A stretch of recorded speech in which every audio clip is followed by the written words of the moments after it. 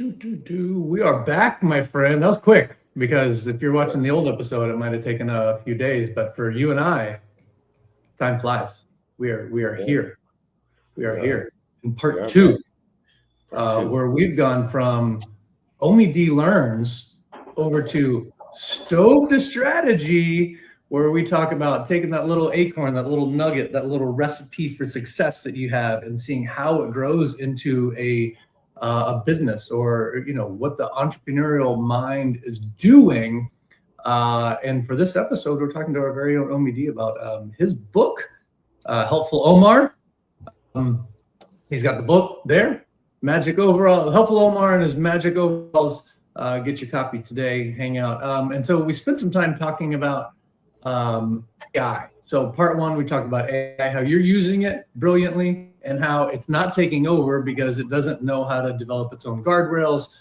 So if you haven't watched part one of this, go watch this. But this is Omie D Learns through Stove to Strategy. Boom, boom, boom. Do, do, do, do. I like how in that, like, he turns the sunglasses into a name tag. That was smooth magic. He should have a cigar. I Magic. think there's a cigar on the ground because usually got a cigar.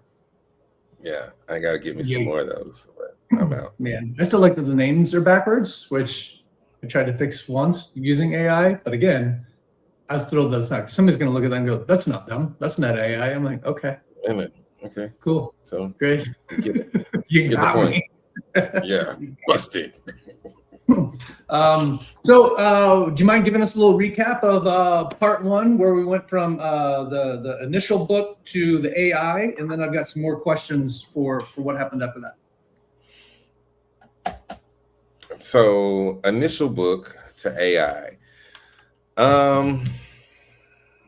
There was this interesting thing that I just kind of locked in for like 3 weeks. I pretty much spent my entire work Christmas break doing this. Okay. And I was probably putting in about 8 hours a day on it for about Yeah. 3 weeks. Probably 12 to 15 AI on is the not weekend. instant. You got to work it. There's effort.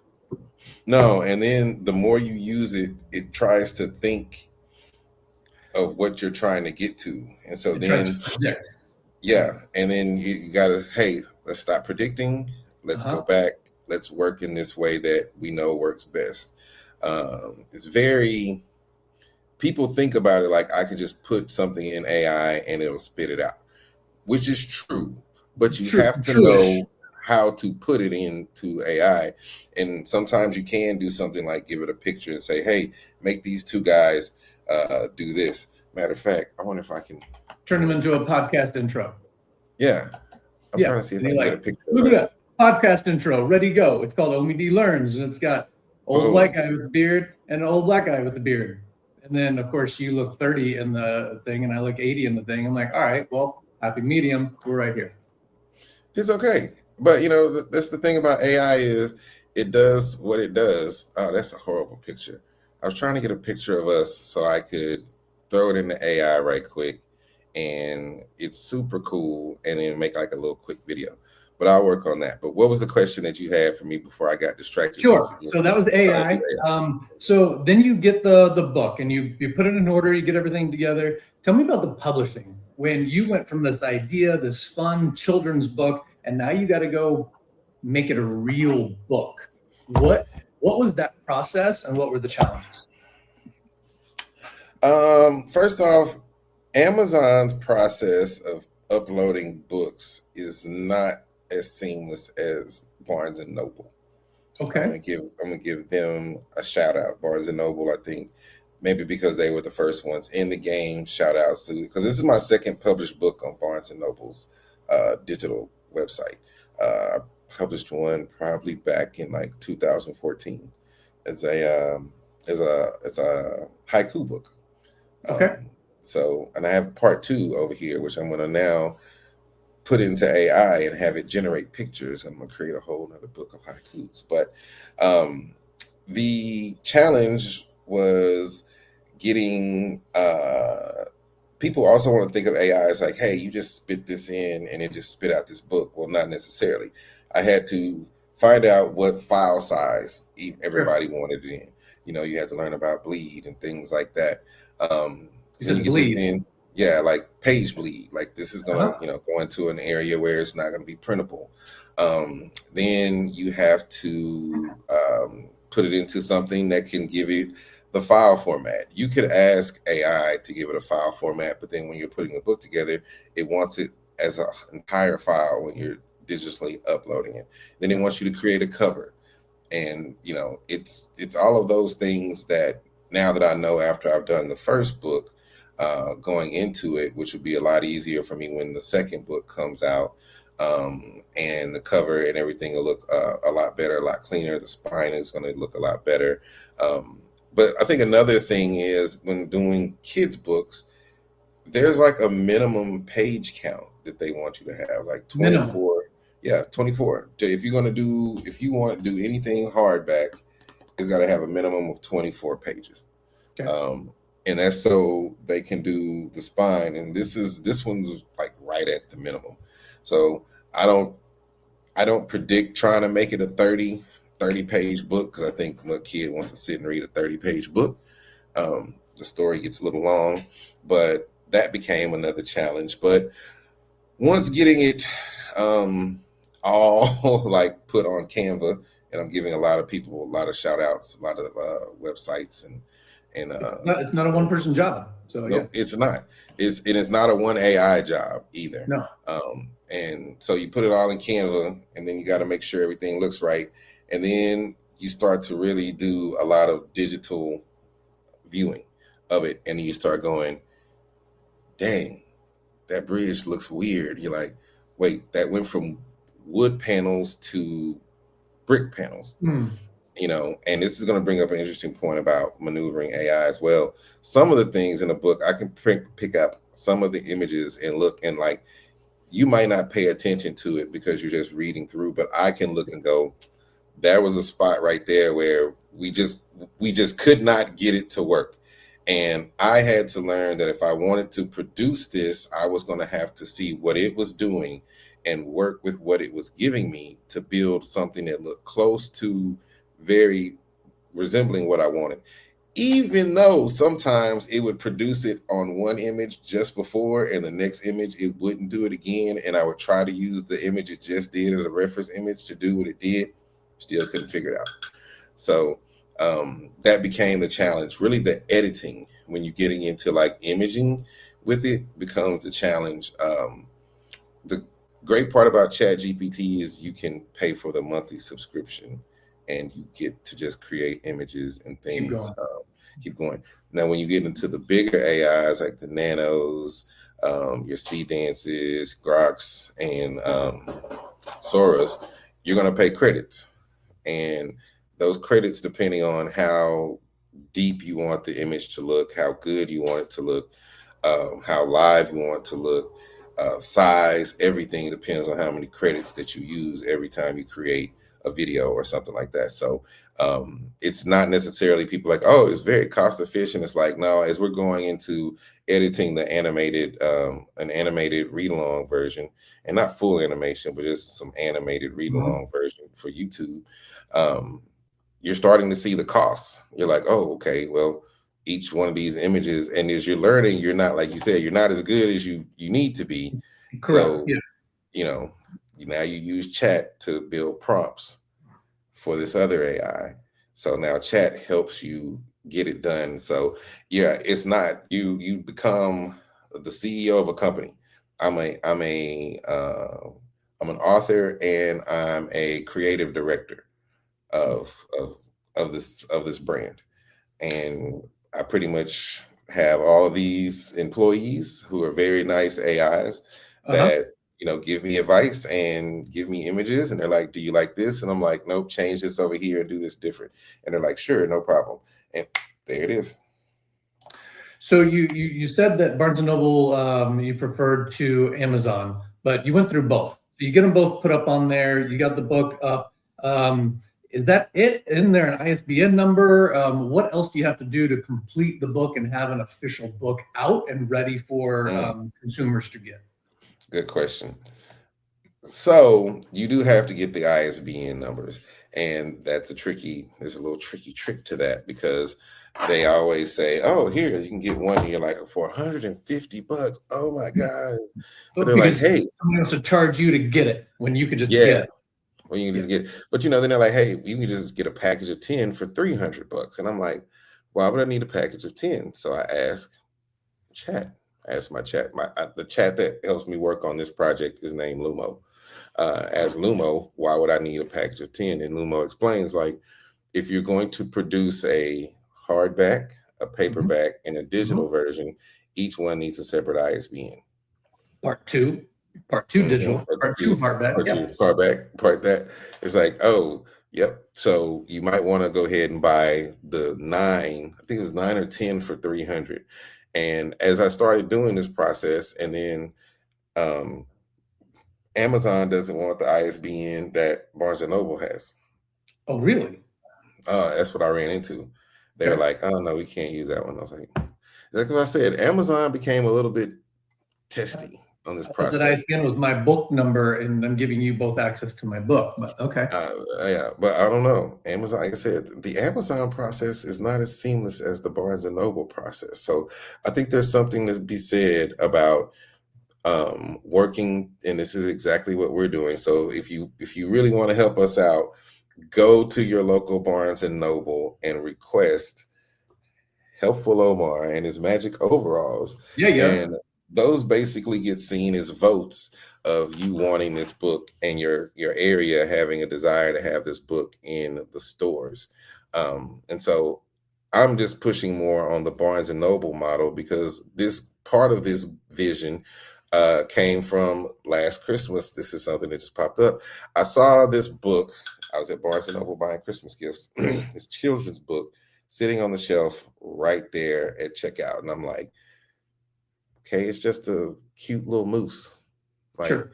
and that's all it is. It's 2, 3 books about a Christmas moose. And I was like, okay, but it was cute. And it's right there at the front. And I was like, I want a book to be at the front of Barnes and Noble. Like, how do I do that? And I walked out that day and I was convinced that I was going to get my book, and it was Helpful Omar at the Barnes and Noble. So if you are near your local Barnes and Noble, go to Barnes and Noble and request Helpful Omar and his magic overalls, and that definitely helps us out. So that became the challenge when you realize that you also have to do marketing, or you have to Uh-huh. pay for marketing. And Uh-huh. but luckily chat says I can help you with marketing. Okay. um and chat gives you ideas, and it's like, hey, here's this. It's great for saying I want to do an Instagram post, give me this, boom, it's gone. But what it doesn't tell you that you have to do, and you really have to do a lot of research, and this is why chat is not perfect, you have to really start honing in on your hashtags of what you're Okay. posting. What I've learned is children's books gets a lot of responses, but when you start hashtagging towards teachers, elementary school teachers, and they start seeing what you're doing, they prefer it. I've actually had some teachers request copies, not Mhm. like demanding, but they would like an autographed copy for their school around here. So I'm going to go purchase some of those and donate some to some schools. Um, So, and so through the hashtags, it's not just about children's book or helpful Omar in the hashtag. You're hashtagging the groups and the genres or the people that your target Mhm. audience. So you're looking Yep, for that. So you're like elementary schools or teachers or yep, support teachers or so. yep. That's what I'm hearing is your hashtag's not just about promoting yourself, but grabbing the attention of people that should be seeing this. Yep, mom's books. Hashtags of just when you're looking through other groups, you just search stuff like, where do moms find like children's books or blogs about moms children's books, and you go in there and you find some of the hashtags they're using.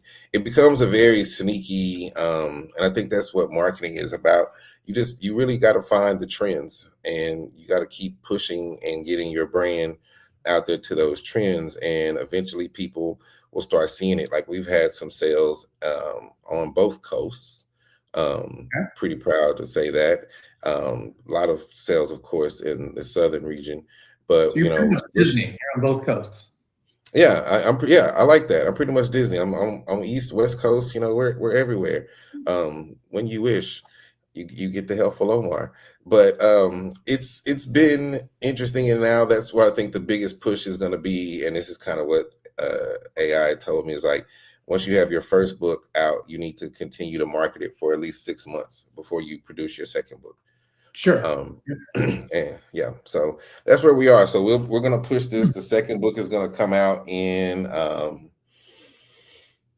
I was thinking March, but now it's gonna come out. Like I said, I'm gonna follow the plan. It's gonna come out summer, like July, August, rolling into school. But we also It's got some things coming 2026 because people are going to be watching these videos forever. We're in 2026. Oh, that's right. So yeah, it's coming out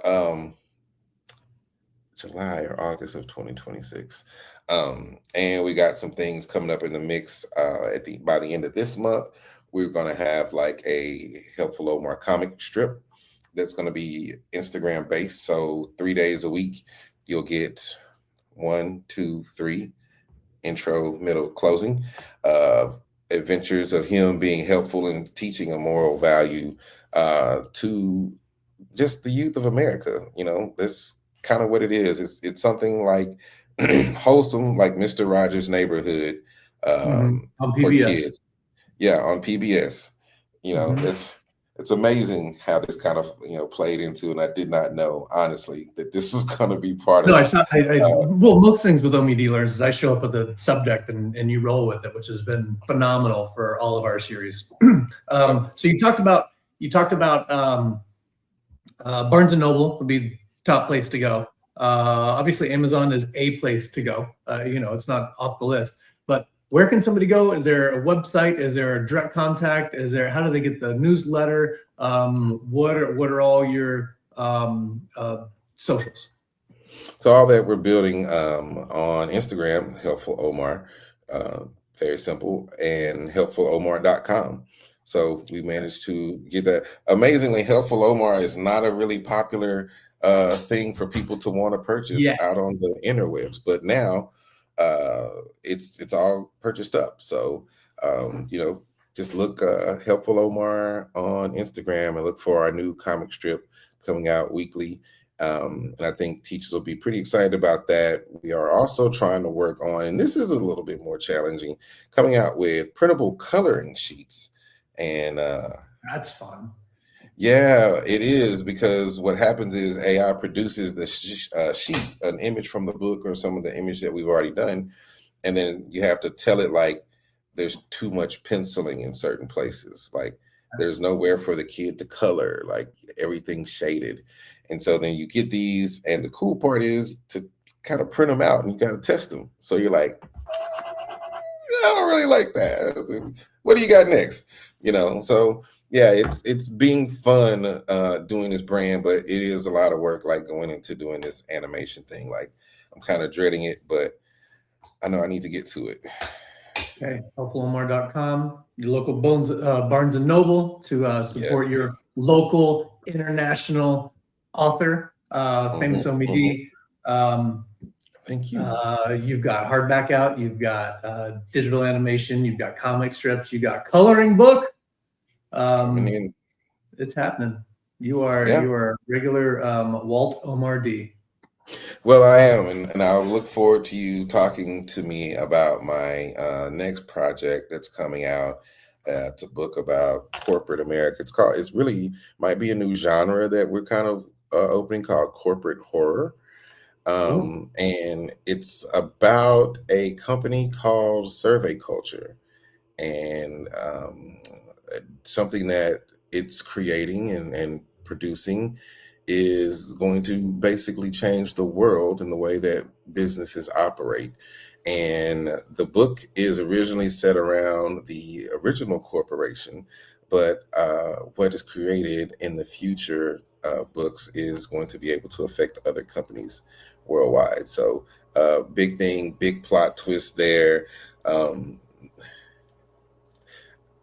Big things. If you worked in a corporate environment, office space, you're going to love this one. Hashtag corporate plot twists. Again, we're trying to build up some viewers. Like the video, all the things that you always hear on YouTube, etc. Subscribe, help us out, share your knowledge, leave us a comment. Let's get that algorithm going. Omie D, thanks for inspiring every day. Oh, thank you. Thank you for being the acorn, buddy. Love being a good acorn. Adios. Adios.